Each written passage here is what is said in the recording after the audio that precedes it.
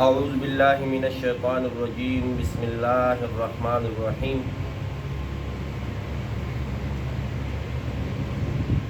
پڑوسی کے 3 قسمیں. ایک وہ پڑوسی جس کا آپ کے گھر کے ساتھ گھر کا دیوار ملا ہوا ہے. دوسرا وہ پڑوسی جو قریب بھی ہے اور رشتہ دار بھی ہے. اور تیسرا وہ پڑوسی کہ 2-3 گھر چھوڑ کے کوئی مستحق ہے، یعنی اس کو کہتے ہیں دور والا پڑوسی. یا جو ساتھ ملا ہوا ہے وہ مسلمان ہو یا غیر مسلم، رشتہ دار ہو یا رشتہ دار نہ ہو، قریب ہو یا دور ہو، یہ ساری قسمیں اس میں آ رہی ہے پڑوسی میں. تو اس میں پھر جو واجب ہے، فرض ہے، وہ صدقات تو پھر غیر مسلم کو نہیں دیا جاتا، وہ مسلمانوں کو دیا جاتا ہے، جس طرح زکوٰۃ. لیکن اس کے علاوہ کوئی بھی خیرات ہے، صدقہ ہے، آپ وہ غیر مسلم کو دے سکتے ہیں، اور اس کا حق ہے کہ وہ پڑوسی بھی ہے. وہ کیا ہے؟ پڑوسی بھی ہے. بعض لوگ ایسا کرتے ہیں کہ وہ صرف اس وجہ سے کہ وہ مسلمان نہیں ہیں اور وہ حاجت مند ہوتا ہے، لوگ نہیں دیتے ان کو. ایسا نہیں کرنا چاہیے، ایسا نہیں کرنا چاہیے. بلکہ اگر وہ مستحق ہے اس کو صدقہ بھی دے سکتے ہیں، خیرات بھی دے سکتے ہیں، ویسے بھی ان کی مدد کرنی چاہیے. وَاعْبُدُوا اللَّهَ، اللہ کی عبادت کرو. وَلَا تُشْرِكُوا بِهِ شَيْئًا، اللہ کے ساتھ کسی کو شریک مت بناؤ، چاہے وہ ذات میں ہو چاہے وہ صفات میں ہو. ذات میں کیا مطلب؟ کہ خدا 2 ہے، 3 ہے، 4 ہے، یعنی ایک سے زائد خداؤں کو ماننا، یہ ذات میں شرکت ہو گئی. صفات میں یعنی جو کام اللہ کے علاوہ کوئی نہیں کر سکتا وہ کسی کے لیے بتانا کہ یہ بھی کر سکتا ہے. اللہ بھی کرتا ہے اور یہ بھی کرتا ہے.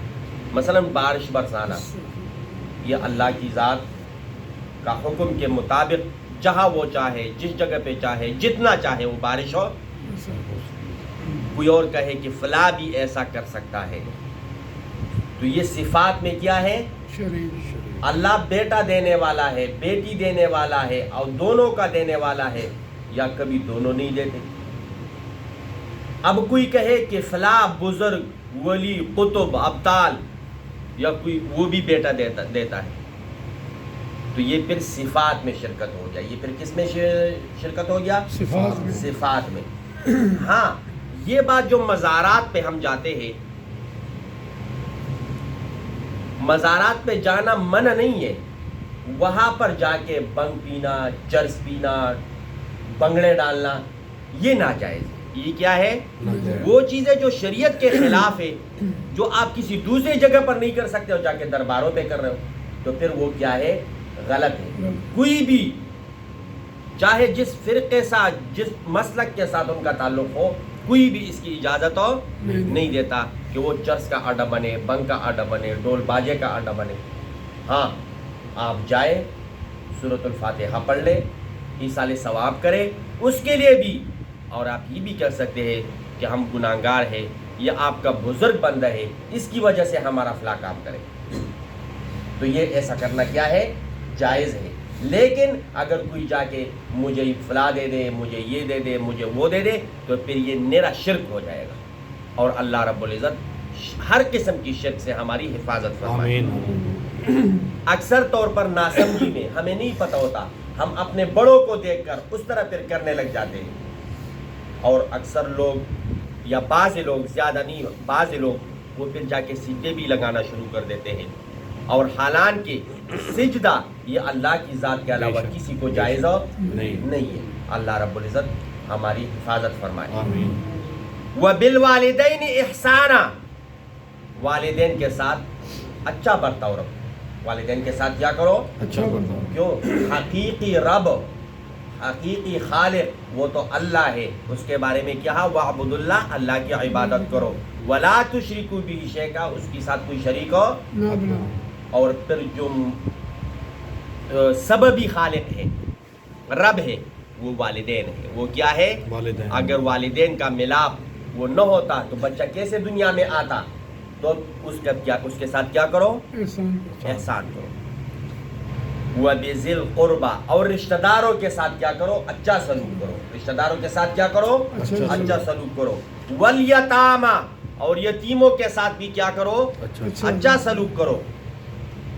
والمساکین، اور مسکینوں کے ساتھ کیا کرو؟ اچھا سلوک کرو.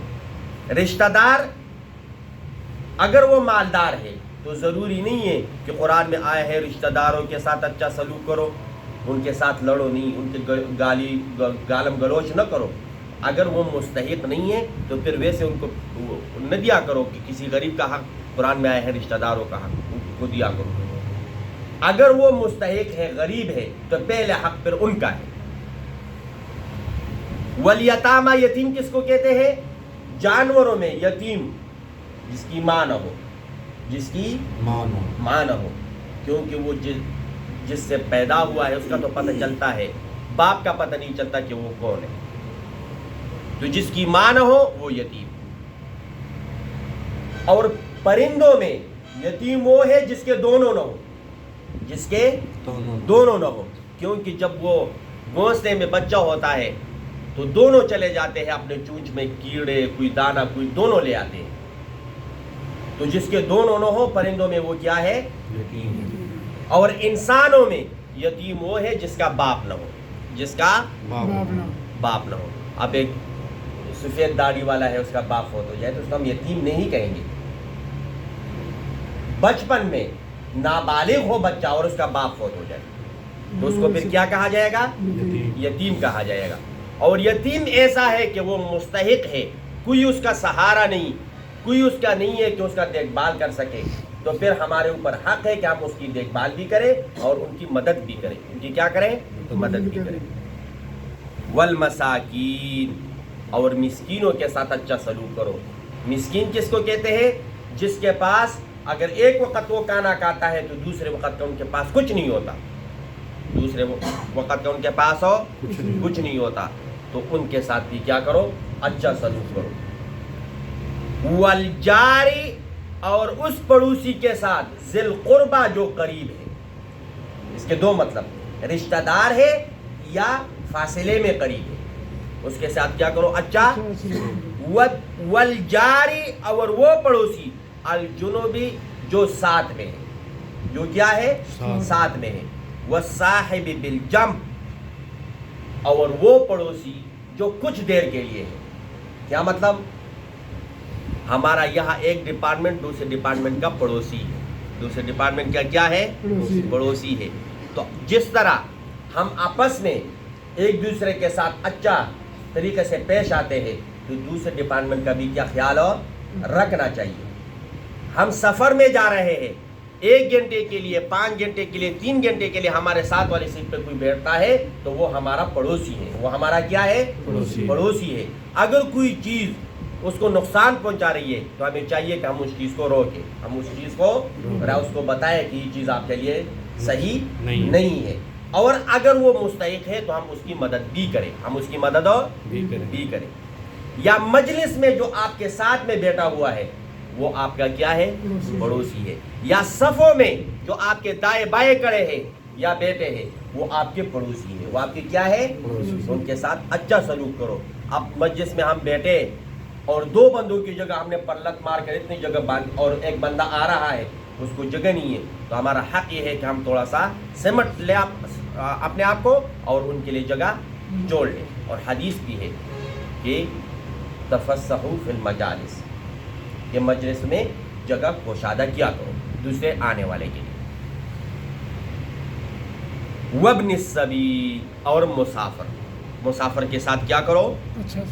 اگرچہ وہ اپنے وطن میں، اپنے علاقے میں، اپنے ملک میں مالدار کیوں نہ ہو، لیکن یہاں پر اس حال میں ہے کہ وہ مستحق ہے تو پھر اس کے اپنے علاقے کا، اپنے گھر کا، اپنے وطن کا، اپنے ملک کا اعتبار نہ کرو، بلکہ جہاں پر وہ ہے اس وقت اسی کی حالت کو دیکھ کر اس کے ساتھ بھی مدد کر لیا کرو۔